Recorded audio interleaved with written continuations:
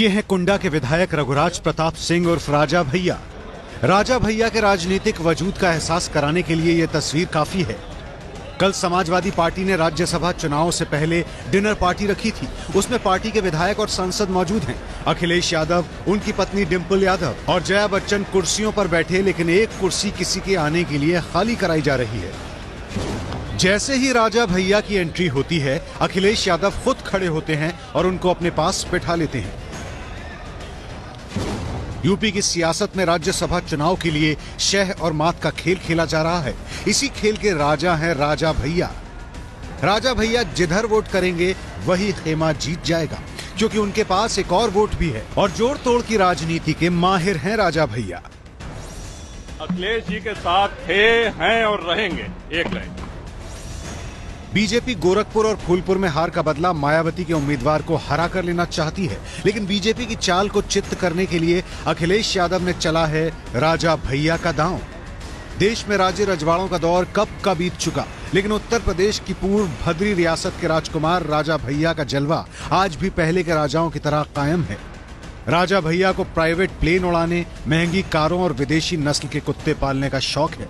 कुंडा में आज भी राजा भैया का दरबार सजता है, जहां उनकी कलम से निकला शब्द ही कानून है और जुबान से निकला लफ्ज ही इंसाफ। जहां से राजा भैया गुजरते हैं, लोग उनके पैर छूना शुरू कर देते हैं।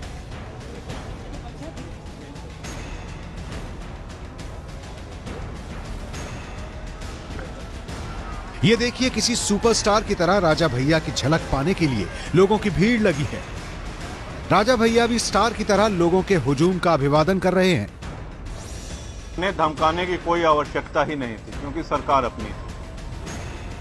मैंने हाउस में भी कहा कि बात अगर यहां तक बढ़ती कि किसी को सीओ के हत्या कराने के बारे में सोचना पड़ता, तो उससे ज्यादा आसान ये था कि उसका ट्रांसफर करा दिया जाता। ने धमकाने की कोई आवश्यकता ही नहीं थी, क्योंकि सरकार अपनी थी।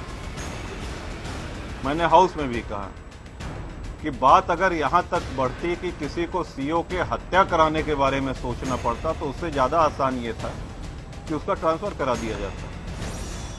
ये राजा भैया का वो बयान है जो न सिर्फ उनकी दबंगई को दिखाता है। कुंडा में डीएसपी जियाउल हक की हत्या के बाद आरोपों में घिरे राजा भैया के डीएसपी जियाउल हक पर दिए इस बयान से ही जाहिर है कि कुंडा के आसपास के पूरे इलाके में चलती है सिर्फ उन्हीं की सरकार। राजा भैया पर इससे पहले भी संगीन इल्जाम लगे हैं।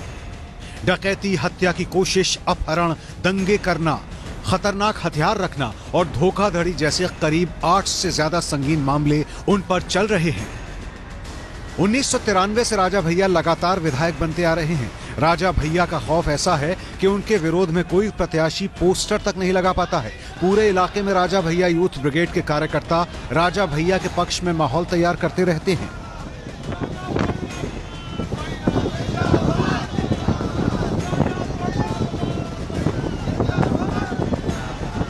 महज 25 साल की सबसे कम उम्र में सबसे ज्यादा वोटों से जीतकर यूपी विधानसभा पहुंचने वाले राजा भैया की शोहरत आसमान चूमने लगी, लेकिन जल्द ही उस पर लग गया दबंगई का बदनुमा दाग।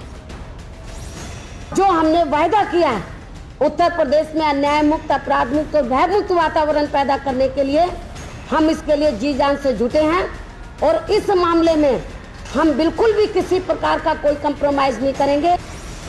8 मई 2002 में जब मायावती उत्तर प्रदेश की सत्ता पर काबिज हुई, तो वो बाहुबली राजा भैया पर कहर बनकर टूटी। दरअसल 2002 में बीजेपी के विधायक पूरन सिंह बुंदेला ने राजा भैया पर अपहरण करने और धमकाने का आरोप लगाते हुए पुलिस में शिकायत दर्ज कराई, जिसके बाद मायावती ने आनन फानन में राजा भैया और उनके पिता उदय प्रताप सिंह को गिरफ्तार कर जेल भेज दिया। मायावती के काले शासन में सामान्य न्याय से भी हम लोग वंचित रह गए।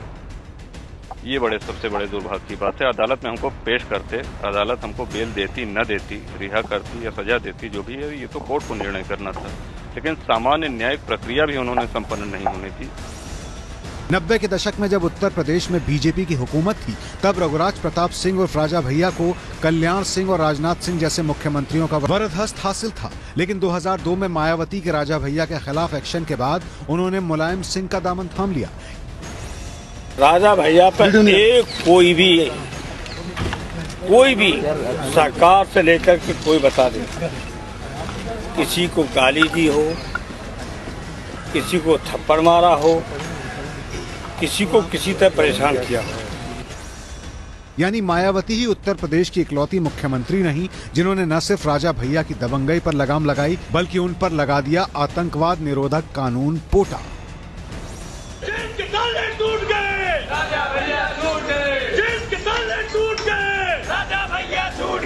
बात है कि मायावती जी के दौर में 21 महीना जेल में रहना पड़ा और कई मुकदमे झेलने पड़े जिसमें पोटा भी शामिल था। और जिस तरह से उसमें फंसाया गया था, मुझको ये विश्वास है कि ये द्वेषवश जो फंसाया गया है, न सिर्फ हम पोटा में बरी हुए बल्कि पोटा एक राष्ट्रीय बहस का मुद्दा बना और पूरे देश की राजनीतिक पार्टी पोटा को लेकर के दो धड़े में थी। 2003 में मायावती के आदेश पर जब पुलिस ने बेती में राजा भैया की इस कोठी और भद्री में उनके पिता उदय प्रताप सिंह के महल पर छापा मारा तो दुनिया सन्न रह गई। राजा भैया के ठिकाने से भारी मात्रा में असलहे के अलावा AK-56 राइफल भी बरामद की गई। बेंती में राजा भैया के तालाब की जब पुलिस ने खुदाई कराई तो वहां एक नर कंकाल भी मिला। राजा भैया विवादों में घिर गए और मायावती से उनकी अदावत बढ़ती चली गई। यही वजह है कि इस चुनाव में राजा भैया मायावती के उम्मीदवार के बजाय जया बच्चन को वोट करेंगे। ऐसा करके वो अखिलेश को दिया हुआ वचन निभाएंगे और मायावती के उम्मीदवार की राह आसान बनाएंगे। ये है ABP न्यूज़, आपको रखे आगे।